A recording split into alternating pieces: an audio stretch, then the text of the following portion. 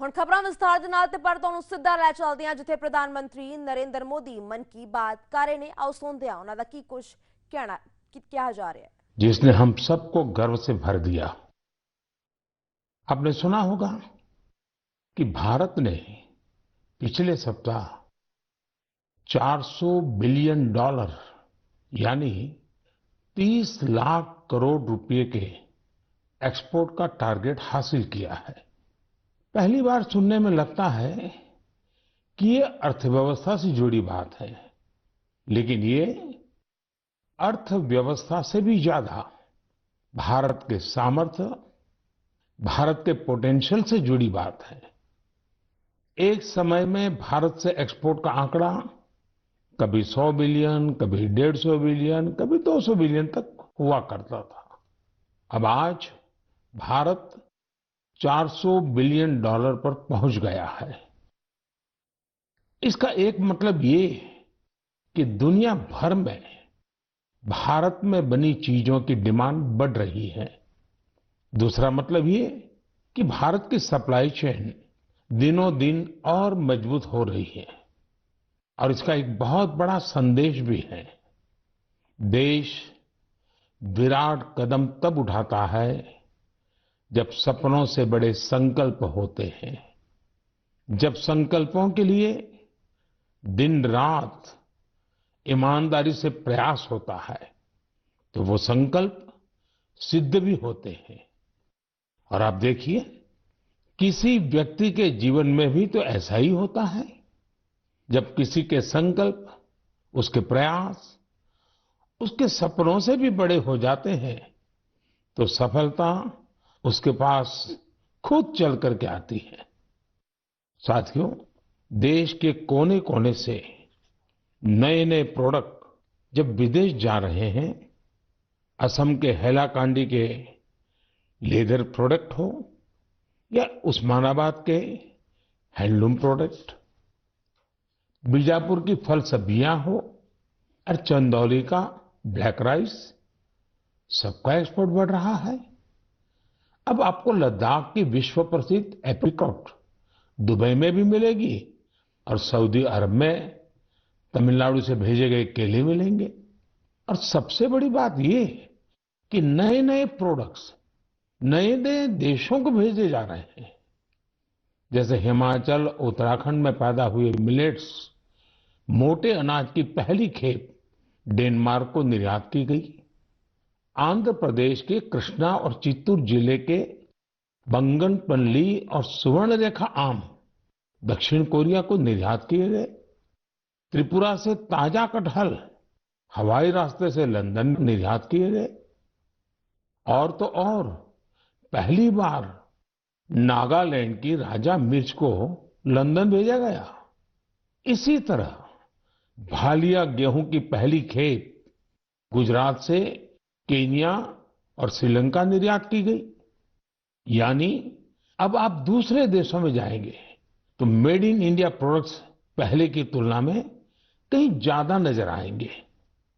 साथियों, यह लिस्ट बहुत लंबी है और जितनी लंबी ये लिस्ट है उतनी ही बड़ी मेक इन इंडिया की ताकत है, उतना ही विराट भारत का सामर्थ्य है।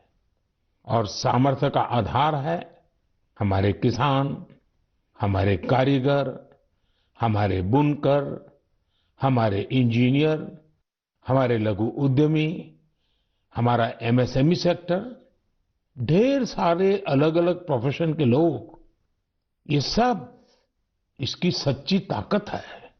इनकी मेहनत से ही 400 बिलियन डॉलर के एक्सपोर्ट का लक्ष्य प्राप्त हो सका है।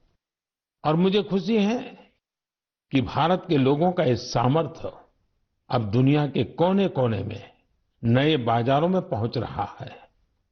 जब एक एक भारतवासी लोकल के लिए वोकल होता है तब लोकल को ग्लोबल होते देर नहीं लगती है। आइए लोकल को ग्लोबल बनाएं और हमारे उत्पादों की प्रतिष्ठा को और बढ़ाएं। साथियों, मन की बात के श्रोताओं को ये जानकर भी अच्छा लगेगा कि घरेलू स्तर पर भी हमारे लघु उद्यमियों की सफलता हमें गर्व से भरने वाली है। आज हमारे लघु उद्यमी सरकारी खरीद में गवर्नमेंट ई मार्केट प्लेस यानी जेम के माध्यम से बड़ी भागीदारी निभा रहे हैं। टेक्नोलॉजी के माध्यम से बहुत ही ट्रांसपेरेंट व्यवस्था विकसित की गई है। पिछले 1 साल में जेम पोर्टल के जरिए सरकार ने 1 लाख करोड़ रुपए से ज्यादा की चीजें खरीदी हैं।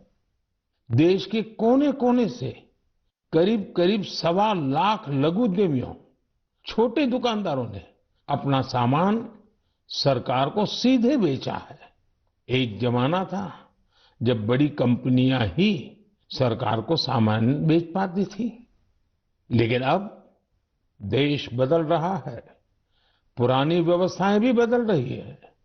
अब छोटे से छोटा दुकानदार भी जेम पोर्टल पर सरकार को अपना सामान बेच सकता है। यही तो नया भारत है। ये न केवल बड़े सपने देखता है, बल्कि उस लक्ष्य तक पहुंचने का साहस भी दिखाता है जहां पहले कोई नहीं पहुंचा है। इसी साहस के दम पर हम सभी भारतीय मिलकर आत्मनिर्भर भारत का सपना भी जरूर पूरा करेंगे। मेरे प्यारे देशवासियों, हाल ही में हुए पद्म सम्मान समारोह में आपने बाबा शिवानंद जी को जरूर देखा होगा। 126 साल के बुजुर्ग की फुर्ती देखकर मेरी तरह हर कोई हैरान हो गया होगा। और मैंने देखा, पलक झपकते ही वो नंदी मुद्रा में प्रणाम करने लगे। मैंने भी बाबा शिवानंद जी को झुककर बार बार प्रणाम किया। 126 वर्ष की आयु और बाबा शिवानंद की फिटनेस दोनों आज देश में चर्चा का विषय है। मैंने सोशल मीडिया पर कई लोगों का कमेंट देखा कि बाबा शिवानंद अपनी उम्र से 4 गुना कम आयु से भी ज्यादा फिट है। वाकई बाबा शिवानंद का जीवन हम सभी को प्रेरित करने वाला है। मैं उनकी दीर्घ आयु की कामना करता हूं। उनमें योग के प्रति एक पैशन है और वे बहुत हेल्दी लाइफस्टाइल जीते हैं। जीवेम शरदः शतम। हमारी संस्कृति में सबको 100 वर्ष के स्वस्थ जीवन की शुभकामनाएं दी जाती हैं। हम 7 अप्रैल को विश्व स्वास्थ्य दिवस मनाएंगे। आज पूरे विश्व में हेल्थ को लेकर भारतीय चिंतन, चाहे वो योग हो या आयुर्वेद, इसके प्रति रुझान बढ़ता जा रहा है। अभी आपने देखा होगा कि पिछले ही सप्ताह कतर में एक योग कार्यक्रम का आयोजन किया गया। इसमें 114 देशों के नागरिकों ने हिस्सा लेकर एक नया वर्ल्ड रिकॉर्ड बना दिया। इसी तरह से आयुष इंडस्ट्री का बाजार भी लगातार बड़ा हो रहा है। 6 साल पहले आयुर्वेद से जुड़ी दवाइयों का 22,000 करोड़ रुपए के आसपास का था। आज आयुष मैन्युफैक्चरिंग इंडस्ट्री 1,40,000 करोड़ रुपए के आसपास पहुंच रही है। यानी इस क्षेत्र में संभावनाएं लगातार बढ़ रही हैं। स्टार्टअप वर्ल्ड में भी आयुष आकर्षण का विषय बनता जा रहा है। साथियों, हेल्थ सेक्टर के दूसरे स्टार्टअप्स पर तो मैं पहले भी कई बार बात कर चुका हूं, लेकिन इस बार आयुष स्टार्टअप्स पर आपसे विशेष तौर पर बात करूंगा। एक स्टार्टअप है कपिवा। इसके नाम में ही इसका मतलब छिपा है। इसमें क का मतलब है कफ, पी का मतलब है पित्त और वा का मतलब है वात। यह स्टार्टअप हमारी परंपराओं के मुताबिक हेल्दी ईटिंग हैबिट्स पर आधारित है। एक और स्टार्टअप निरोग स्ट्रीट भी है। आयुर्वेद हेल्थ केयर इकोसिस्टम में एक अनूठा कंसेप्ट है। इसका टेक्नोलॉजी ड्रिवन प्लेटफॉर्म दुनिया भर के आयुर्वेदा डॉक्टर्स को सीधे लोगों से जोड़ता है। 50,000 से अधिक प्रैक्टिशनर्स इससे जुड़े हुए हैं। इसी तरह आत्रेय इनोवेशंस एक हेल्थ केयर टेक्नोलॉजी स्टार्टअप है जो होलिस्टिक वेलनेस के क्षेत्र में काम कर रहा है। इक्सोरियल ने न केवल अश्वगंधा के उपयोग को लेकर जागरूकता फैलाई है, बल्कि टॉप क्वालिटी प्रोडक्शन प्रोसेस पर भी बड़ी मात्रा में निवेश किया है। क्योरवेदा ने जड़ी बूटियों के आधुनिक शोध और पारंपरिक ज्ञान के संगम से होलिस्टिक लाइफ के लिए डाइटरी सप्लीमेंट्स का निर्माण किया है। साथियों, अभी तो मैंने कुछ ही नाम गिनाए हैं, ये लिस्ट बहुत लंबी है। ये भारत के युवा उद्यमियों और भारत में बन रही नई संभावनाओं का प्रतीक है। मेरा हेल्थ सेक्टर के स्टार्टअप्स और विशेषकर आयुष स्टार्टअप से एक आग्रह भी है। आप ऑनलाइन जो भी पोर्टल बनाते हैं, जो भी कंटेंट क्रिएट करते हैं, वो संयुक्त राष्ट्र द्वारा मान्यता प्राप्त सभी भाषाओं में भी बनाने का प्रयास करें। दुनिया में बहुत सारे ऐसे देश हैं जहां अंग्रेजी न इतनी बोली जाती है और ना ही इतनी समझी जाती है। ऐसे देशों को भी ध्यान में रखकर अपनी जानकारी का प्रचार प्रसार करें। मुझे विश्वास है भारत के आयुष स्टार्टअप्स बेहतर क्वालिटी के प्रोडक्ट्स के साथ जल्द ही दुनिया भर में छा जाएंगे। साथियों, स्वास्थ्य का सीधा संबंध स्वच्छता से भी जुड़ा है। मन की बात में हम हमेशा स्वच्छता के आग्रहियों के प्रयासों को जरूर बताते हैं। ऐसे ही एक स्वच्छाग्रही हैं चंद्रकिशोर पाटिल जी। ये महाराष्ट्र में नासिक में रहते हैं। चंद्रकिशोर जी का स्वच्छता को लेकर संकल्प बहुत गहरा है। वो गोदावरी नदी के पास खड़े रहते हैं और लोगों को लगातार नदी में कूड़ा कचरा न फेंकने के लिए प्रेरित करते हैं। उन्हें कोई ऐसा करता दिखता है तो तुरंत उसे मना करते हैं। इस काम में चंद्रकिशोर जी अपना काफी समय खर्च करते हैं। शाम तक उनके पास ऐसी चीजों का ढेर लग जाता है जो लोग नदी में फेंकने के लिए लाए होते हैं। चंद्रकिशोर जी का ये प्रयास जागरूकता भी बढ़ाता है और प्रेरणा भी देता है। इसी तरह एक और स्वच्छाग्रही हैं ओडिशा में पुरी के राहुल महाराणा। राहुल हर रविवार को सुबह सुबह पुरी में तीर्थ स्थलों के पास जाते हैं और वहां प्लास्टिक कचरा साफ करते हैं। वो अब तक सैकड़ों किलो प्लास्टिक कचरा और गंदगी साफ कर चुके हैं। पुरी के राहुल हो या नासिक के चंद्रकिशोर, ये हम सबको बहुत कुछ सिखाते हैं।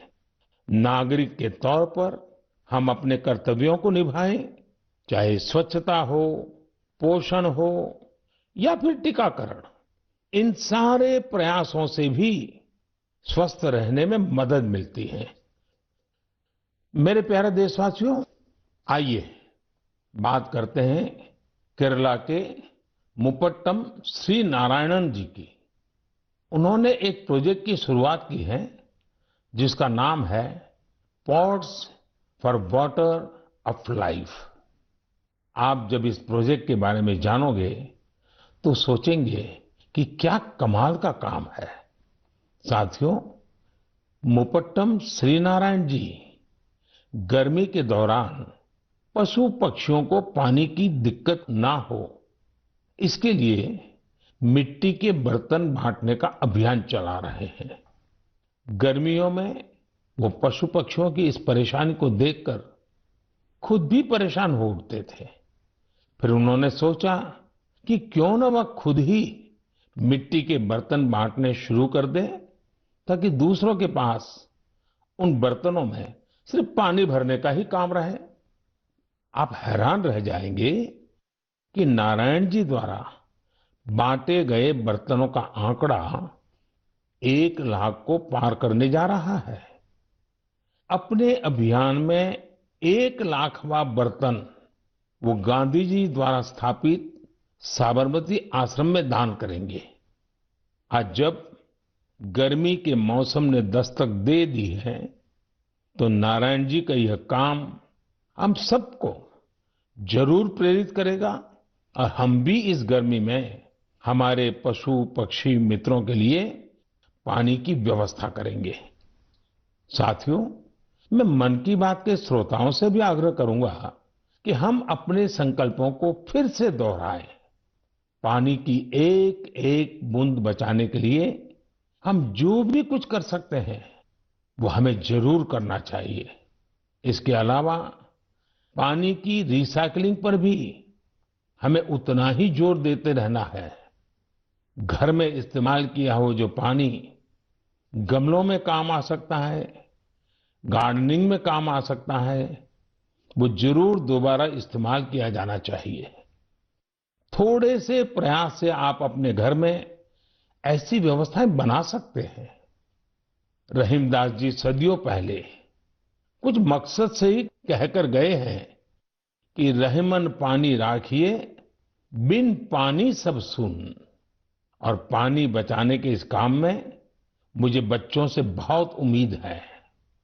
स्वच्छता को जैसे हमारे बच्चों ने आंदोलन बनाया, वैसे ही वो वाटर वॉरियर बनकर पानी बचाने में मदद कर सकते हैं। साथियों, हमारे देश में जल संरक्षण, जल स्रोतों की सुरक्षा सदियों से समाज के स्वभाव का हिस्सा रहा है। मुझे खुशी है कि देश में बहुत से लोगों ने वाटर कंजर्वेशन को लाइफ मिशन ही बना दिया है। जैसे चेन्नई के एक साथी हैं अरुण कृष्णमूर्ति जी। अरुण जी अपने इलाके में तालाबों और झीलों को साफ करने का अभियान चला रहे हैं। उन्होंने 150 से ज्यादा तालाबों, झीलों की साफ सफाई की जिम्मेदारी उठाई और उसे सफलता के साथ पूरा किया। इसी तरह महाराष्ट्र के एक साथी रोहन काले हैं। रोहन पैसे से एक एचआर प्रोफेशनल है। वो महाराष्ट्र के सैकड़ों स्टेपवेल्स यानी सीढ़ी वाले पुराने कुओं के संरक्षण की मुहिम चला रहे हैं। इनमें से कई कुएं तो सैकड़ों साल पुराने होते हैं और हमारी विरासत का हिस्सा होते हैं। सिकंदराबाद में बंसीलाल पेट कुआं एक ऐसा ही स्टेपवेल है। बरसों की उपेक्षा के कारण ये स्टेपवेल मिट्टी और कचरे से ढंक गया था, लेकिन अब वहां इस स्टेपवेल को पुनर्जीवित करने का अभियान जन भागीदारी से शुरू हुआ है। साथियों, मैं तो उस राज्य से आता हूं जहां पानी की हमेशा बहुत कमी रही है। गुजरात में इन स्टेपवेल्स को बाव कहते हैं। गुजरात जैसे राज्य में वाव की बड़ी भूमिका रही है। इन कुओं या बावड़ियों के संरक्षण के लिए जल मंदिर योजना ने बहुत बड़ी भूमिका निभाई। पूरे गुजरात में अनेकों बावड़ियों को पुनर्जीवित किया गया। इससे इन इलाकों में वाटर लेवल को बढ़ाने में भी काफी मदद मिली। ऐसे ही अभियान आप भी स्थानीय स्तर पर चला सकते हैं। चेकडैम बनाने हो, रेन वाटर हार्वेस्टिंग हो, इसमें इंडिविजुअल प्रयास भी अहम है और कलेक्टिव एफर्ट्स भी जरूरी है। जैसे आजादी के अमृत महोत्सव में हमारे देश के हर जिले में कम से कम 75 अमृत सरोवर बनाए जा सकते हैं। कुछ पुराने सरोवरों को सुधारा जा सकता है, कुछ नए सरोवर बनाए जा सकते हैं। मुझे विश्वास है आप इस दिशा में कुछ न कुछ प्रयास जरूर करेंगे। मेरे प्यारे देशवासियों, मन की बात उसकी एक खूबसूरती ये भी है कि मुझे आपके संदेश बहुत सी भाषाओं, बहुत सी बोलियों में मिलते हैं। कई लोग माई गॉव पर ऑडियो मैसेज भी भेजते हैं। भारत की संस्कृति, हमारी भाषाओं, हमारी बोलियां, हमारे रहन सहन, खान पान का विस्तार, ये सारी विविधताएं हमारी बहुत बड़ी ताकत है। पूरब से पश्चिम तक, उत्तर से दक्षिण तक भारत को यही विविधता एक करके रखती हैं, एक भारत श्रेष्ठ भारत बनाती हैं। इसमें भी हमारे ऐतिहासिक स्थलों और पौराणिक कथाओं दोनों का बहुत योगदान होता है। आप सोच रहे होंगे कि ये बात मैं अभी आपसे क्यों कर रहा हूं? इसकी वजह है माधवपुर मेला। माधवपुर मेला कहाँ लगता है, क्यों लगता है, कैसे ये भारत की विविधता से जुड़ा है, ये जानना मन की बात के श्रोताओं को बहुत इंटरेस्टिंग लगेगा। साथियों, माधवपुर मेला गुजरात के पोरबंदर में समंदर के पास माधवपुर गांव में लगता है, लेकिन इसका हिंदुस्तान के पूर्वी छोर से भी नाता जुड़ता है। आप सोच रहे होंगे कि ऐसा कैसे संभव है?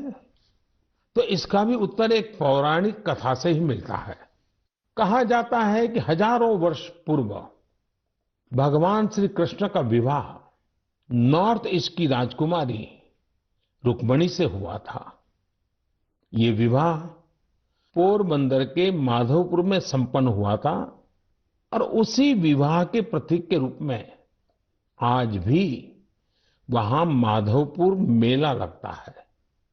ईस्ट और वेस्ट का ये गहरा नाता हमारी धरोहर है।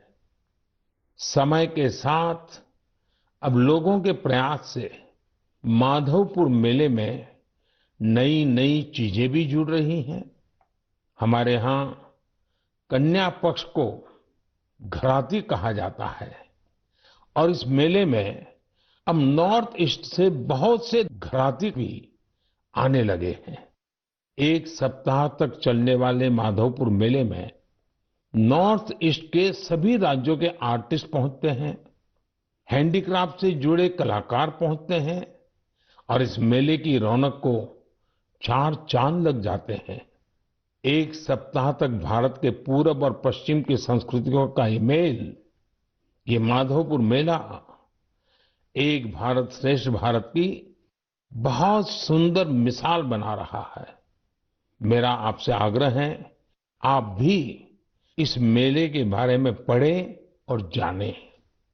मेरे प्यारे देशवासियों, देश में आजादी का अमृत महोत्सव अब जन भागीदारी की नई मिसाल बन रहा है। कुछ दिन पहले 23 मार्च को शहीद दिवस पर देश के अलग अलग कोने में अनेक समारोह हुए। देश ने अपनी आजादी के नायक नायिकाओं को याद किया, श्रद्धापूर्वक याद किया। इसी दिन मुझे कोलकाता के विक्टोरिया मेमोरियल में विप्लवी भारत गैलरी के लोकार्पण का भी अवसर मिला। भारत क्रांतिकारियों को श्रद्धांजलि देने के लिए यह अपने आप में बहुत ही अनूठी गैलरी है। यदि अवसर मिले तो आप इसे देखने जरूर जाइएगा। साथियों, अप्रैल के महीने में हम दो महान विभूतियों की जयंती भी मनाएंगे। इन दोनों ने ही भारतीय समाज पर अपना गहरा प्रभाव छोड़ा है। ये महान विभूतियां हैं महात्मा फुले और बाबा साहब आम्बेडकर। महात्मा फुले की जयंती 11 अप्रैल को है और बाबा साहब की जयंती हम 14 अप्रैल को मनाएंगे। इन दोनों ही महापुरुषों ने भेदभाव और असमानता के खिलाफ बड़ी लड़ाई लड़ी। महात्मा फुले ने उस दौर में बेटियों के लिए स्कूल खोले, कन्या शिशु हत्या के खिलाफ आवाज उठाई। उन्होंने जल संकट से मुक्ति दिलाने के लिए भी बड़े अभियान चलाए। साथियों, महात्मा फुले की इस चर्चा में सावित्रीबाई फुले जी का भी उल्लेख उतना ही जरूरी है। सावित्रीबाई फुले ने कई सामाजिक संस्थाओं के निर्माण में बड़ी भूमिका निभाई। एक शिक्षिका और एक समाज सुधारक के रूप में उन्होंने समाज को जागरूक भी किया और उसका हौसला भी बढ़ाया। दोनों ने साथ मिलकर सत्य शोधक समाज की स्थापना की, जन जन के सशक्तिकरण के प्रयास किए। हमें बाबा साहब आम्बेडकर के कार्यों में भी महात्मा फुले के प्रभाव साफ दिखाई देते हैं। वो कहते भी थे कि किसी भी समाज के विकास का आकलन उस समाज में महिलाओं की स्थिति को देखकर किया जा सकता है। महात्मा फुले, सावित्रीबाई फुले, बाबा साहब आम्बेडकर के जीवन से प्रेरणा लेते हुए मैं सभी माता, पिता और अभिभावकों से अनुरोध करता हूं कि वे बेटियों को जरूर पढ़ाएं। बेटियों का स्कूल में दाखिला बढ़ाने के लिए कुछ दिन पहले ही कन्या शिक्षा प्रवेश उत्सव भी शुरू किया गया है। जिन बेटियों की पढ़ाई किसी वजह से छूट गई है, उन्हें दोबारा स्कूल लाने पर फोकस किया जा रहा है। साथियों, ये हम सभी के लिए सौभाग्य की बात है कि हमें बाबा साहब से जुड़े पंच तीर्थ के लिए कार्य करने का भी अवसर मिला है। उनका जन्मस्थान महू हो, मुंबई में चैत्य भूमि हो, लंदन का उनका घर हो, नागपुर की दीक्षा भूमि हो या दिल्ली में बाबा साहब का महापरिनिर्वाण स्थल, मुझे सभी जगहों पर, सभी तीर्थों पर जाने का सौभाग्य मिला है। मैं मन की बात के श्रोताओं से आग्रह करूंगा कि वे महात्मा फुले, सावित्रीबाई फुले और बाबा साहब आम्बेडकर से जुड़ी जगहों के दर्शन करने जरूर जाएं।